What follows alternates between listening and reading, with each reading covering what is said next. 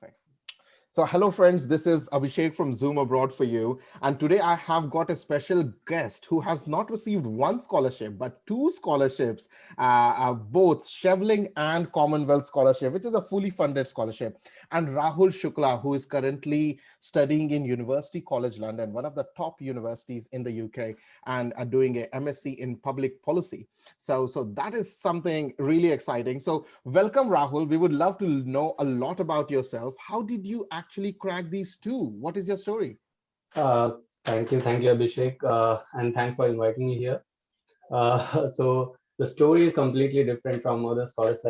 Everybody has their unique story, but my story dates back to 2015. I came to Delhi for studying. I belong to Mirzapur, so there. Wait. The Mirzapur is the Netflix one that we see. Yeah, yeah, Is it Kalin yeah, Bhai?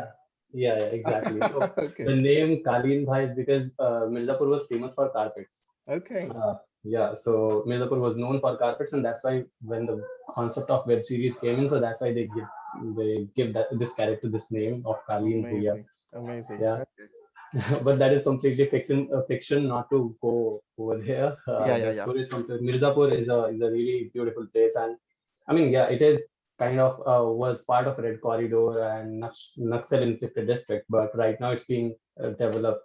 So I mean, since past 7-8 years, we have been doing really great.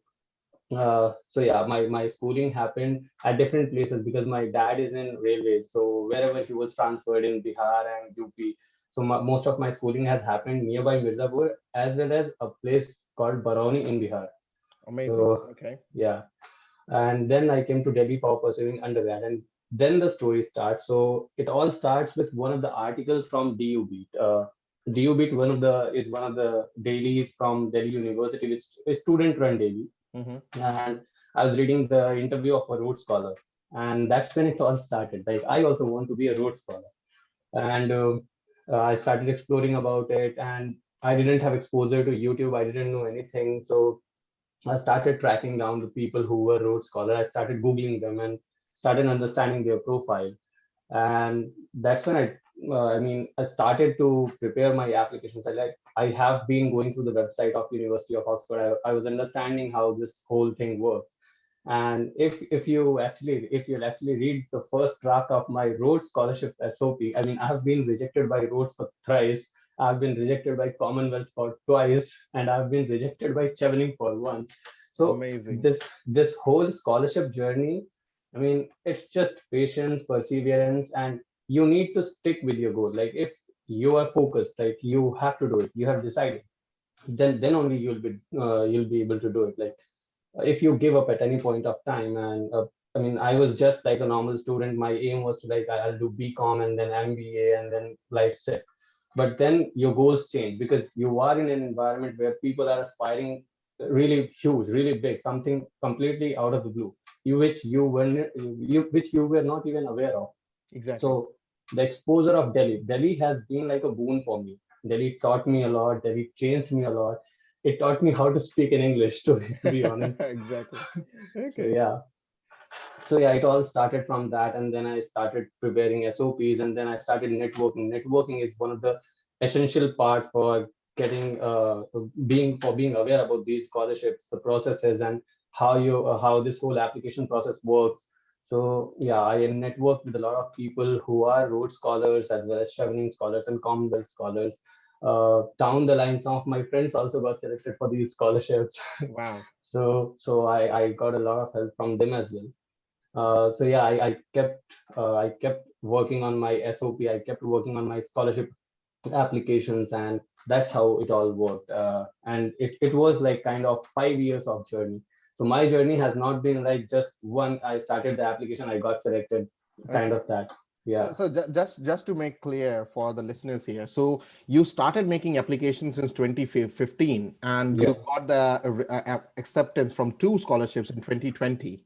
yeah, Is that right? So 5 years of patience and perseverance. So one yeah, thing for sure that you got many rejections that people would not remember, but yeah, probably many would remember. And then one unique point about this interview is you got inspired by another interview of Rhodes Scholar, and probably yeah. today you are an inspiration for many others, those who are listening to this. So kudos to you. Well done. Well done. Thank So you. setting up that example, and what you are in particular, your story relates to me because when I came from Chhattisgarh, which is a Naxalite prone area again, and Yeah. I went to Hyderabad, it was an eye opener for me. I could not speak English. I could not actually connect with the metro, kids, and you are That like, happens. oh, Yeah. small town guy, okay, stay away. I see. And then when you come out to UK or US or any other bigger countries, Western countries, again there is a second layer of exposure, right, Exactly. altogether. Yeah. So exposure is so important. But coming back to the topic, so on the scholarship part, one is the perseverance that you focused upon. What is the second thing that most important, second most important thing that you would say is quite important for you to get the attention of these evaluators of scholarships?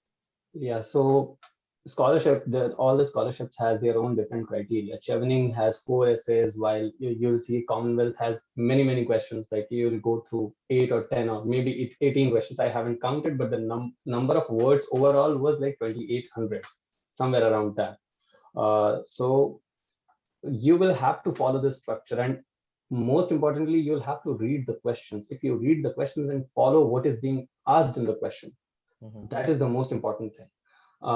When Chevening asks of leadership, people start talking about many examples from their schools and what they did during their school time.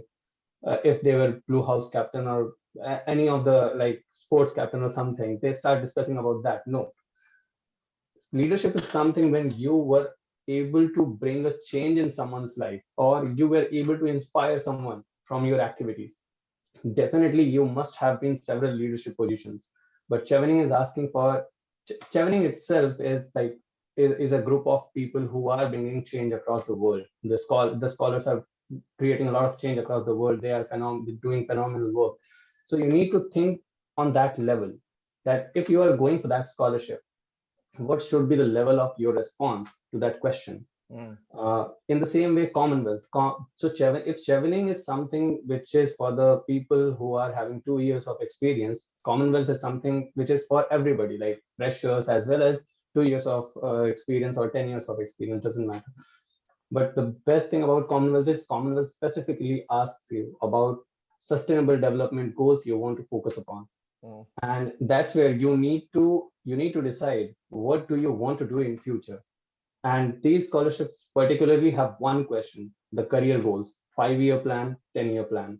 And you need to be very straightforward in that instead of being very imaginative kind of.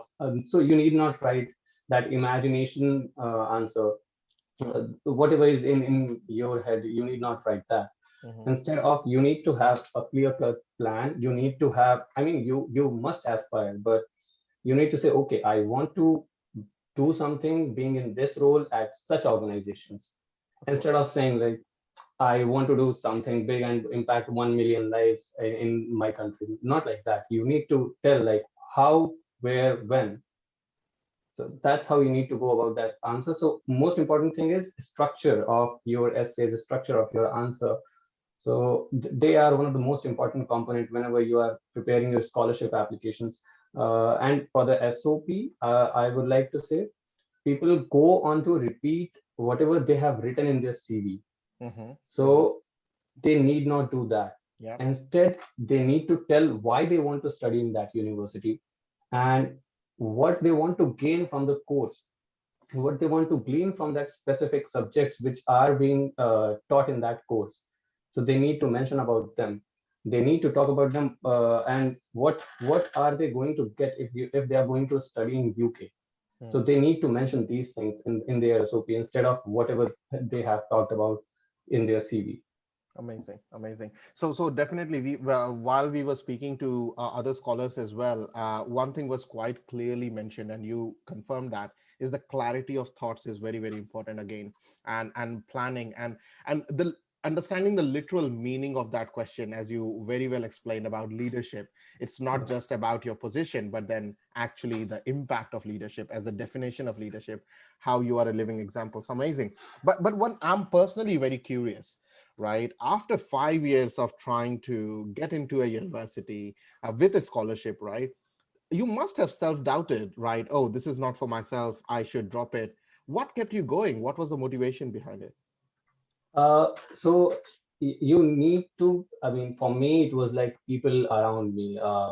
I was living around the people who kept motivating me. I mean, whatever I used to do, they kept telling me that you are made for something big. You are definitely going to do something big. So that statement used to hit me that these people are expecting something from me.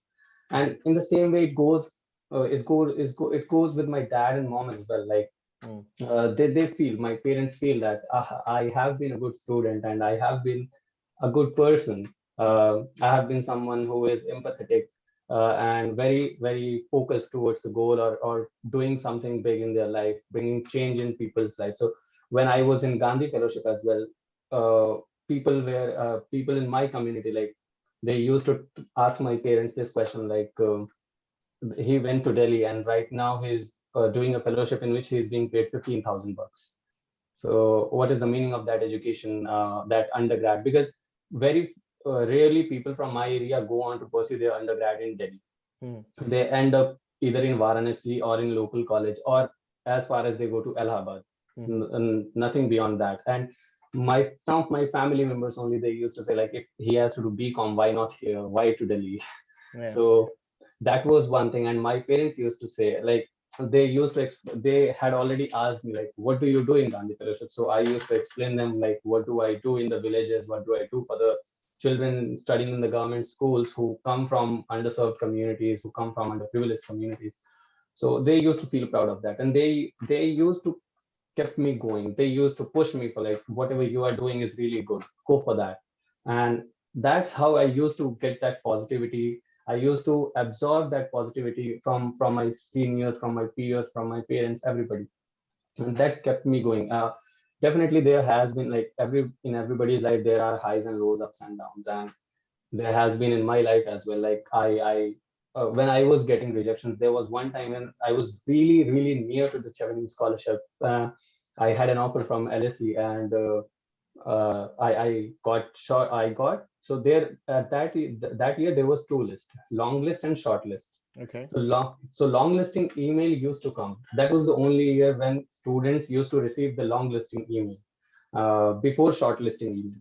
So when I got the long listing email, I asked one of the Chevening scholar, the previous Chevening scholar, that Didi, I have got this kind of email, and she was like, okay, you have been selected for the interview, so don't worry. And she wasn't clear because she never received long listing email. She received short listing email. Shortlisting. Mhm. Yeah. So I was also happy. But after that, I received an email in which I saw that I have not been shortlisted for the interview. Okay. So that hit really hard. Like it was just before this happened, like this scholarship. I mean, I got it in 2020, but in 2019, I was very new to that, and I had hoped that this time I'll get it, Mm. but I didn't get it. So Okay. that was one time when it was like, okay, now I should step back. Now I should, because fellowship was coming to an end, and I had just finished my fellowship, and I had refrained from sitting for the placements in the fellowship. In Gandhi Fellowship, placements used to happen, and I didn't sit for the placement because they were like, if you are already going to abroad for higher studies, why are you taking a seat of someone else? And because your profile will be impressive to others if you mention your offer as Mm, well. Or during interview, if it slips out from your mouth that you have an offer from such university, people might be attracted towards you to hire you. mm. So please don't go for placements. So That's I right. didn't go for the placements, and at the end I didn't have job, I didn't have scholarship, and I had an offer. That's all. Mhm. And I didn't have the money to pay for the deferral of that offer. So that time I was looking for jobs. I was not focusing like whether should I go for that or not. But back in the village, what was happening that my parents had already told everybody that my son has an offer from London and he will go to London. People started making fun, kind of like, okay, Uh-huh. you were saying that your son is going to London. What happened? Mhm. So that was like, no, that should not happen with my parents because they have worked really hard for me and they have made me this capable and they have always felt proud of me. So I should keep going. I should not give up. If they are not giving up, I should not give up. They have faith Mm. in me. And they always used to tell me, like, you don't worry, you do whatever you want. You remain focused. You need not lose faith in your abilities. So come on, go for it. So this was the last time. I mean, it would not have been the last time if I wouldn't have been selected. But yeah, this time also I went for it and forgot. I mean, God's grace, I got selected. No, amazing, amazing, Rahul, and such a heartfelt story there, because you're not only a scholar, you are a very good son. That proves a good human being. Because for those who are listening, it is important that which company that you are in. When I say company, it is about your friends, your family, your people around you. Are they motivating or demotivating? Are they pulling you down or you're pushing you up? Right. So it is very important to choose that company. And I'm 200% sure if Rahul was in a more negative company, he would have given up in 2016 or 2015 itself, probably. Right. So well done. And yeah, you need to work on your strength, which you did very well. So my another curious question again is, normally this interview should not go that long, but I'm curious now, right? When you got refused from Commonwealth or Chevenings, right? Do you apply the next time with a similar set of answers, or you had to make drastic changes? Or how did you change the, because your long-term goals, short-term goals should not have changed. If it has changed, then it is a question on your previous application. So how did you manage that? Exactly. So yeah, this is a really good question, by the way. So the career goals question never had a different answer. Mm, All the over all the years, the career goals answer has always been the same. It was just change in the language, like language, a right? bit of fancy and some good use of words and vocabulary kind of. But in the leadership, so when I told about you the answers of having examples from school, that is my own experience only. So I had mentioned about my school leadership experiences, but later in my answers started telling about my experiences in the college, being in the leadership position, but not only the one where I held the position, but somewhere I had made an impact on someone's mindset or something. And then another, there was example from my Gandhi fellowship, what I used to do in the villages. So I made those changes. Apart from that, in the networking question, so there are four S's: leadership, networking, and why do you want to study in the UK? So if you read my first answer for studying in the UK was like, UK is a really good destination for studying, and it is having a really good education system and all. Since I was a So kid, I was dreaming about going to the UK, right? exactly, so just like that. Okay. And then I like that's what I mean. I had in my head I wanted to tell this. I just before coming to like joining you for this interview, I really wanted to say. I mean, in my head I was prepared. Like I have to say this thing that if you are if at any point of time you are looking for an answer for studying in the UK, never ever say that you have dreamt of studying in the UK. Give them a concrete answer that how UK is going to bring a change in your life and how UK's education is going to add to your skills. What skill sets you are going to gain from UK education system, and what skills you are going to get from this course. What are some of the specific modules you'll be focusing upon while studying that specific course. Mm, mm, So these were the changes I made in my answers. And when I mean in my answers, I had mentioned about three universities and why those three universities, why the specific course in those three universities, and what specific module I want to focus on. So, I wanted to study public policy, but a specific thing which I wanted to focus upon was about my quantitative skills. So I'm not that good with the tools like R and startup. So those were the components I wanted to work upon, and I wanted to gain some research skills because further I want to continue in the research field. So yeah, that's what I mentioned in my answers. In networking as well, when we talk about networking, networking just doesn't mean like having friends and having friends in good positions. mm. Networking means what are you learning from those networks, how they are pushing you to do something really good, or how have you networked with someone to initiate or work on some really good project for people or for some underserved communities or anyone which is going to bring a change in someone's life. Makes sense. No, Yeah, definitely very meaningful answers, Rahul. And I hope that listening to you, many more scholars are being born as of today. So, I so people, wish. people, those who are thinking about, oh, this is not for me. I don't know if I would get it or not. You know, you would not know unless you try it, right? So give it a try. And if you need any help or advice, Zoom Abroad is an organization where we do not charge you. We want to help you. We want to connect you with the right set of advisors to promote. Go on to zoomabroad.com. We will connect you with the right set of advisor who would help you with these things, right? And then if you have any questions, please feel free to comment on the YouTube link. If you are listening on the podcast, please share it with people so that maximum number of students would get the benefit of this. So Yeah. thank you very much, Rahul, for sharing your experience and your story. We would definitely would like to invite you once again later on to know more about it, and hopefully we could share more experiences along with the group of individuals. Thank you very much. Thank you, Abhishek. Thank you. It was really great to talk to you. And the only thing which I want to say is, if I can do it, being from Mirzapur, or having studied in some parts of Bihar, then anyone can do it. So I'm saying this from experience, because I came to Delhi being a person who is very naive, who wasn't exposed to many new things. But if I did it, then anyone can do it. And I want people from areas like you said, Chhattisgarh, and areas from UP, Bihar, Jharkhand. I want people from such areas. I want people from such states to come forward and apply for such scholarships, and get benefit out of it, and bring some great changes in our country. Amazing, amazing. Great talking to you, Rahul. And I Thank you. hope I hope Same the here. people would love it too. Right. So stay Thank you. tuned, guys. We would come back with another set of great interviews, something like Rahul, and you would get more to learn and get inspired by. So thank you very much for watching. Please do like, share, and subscribe. Thank you very much.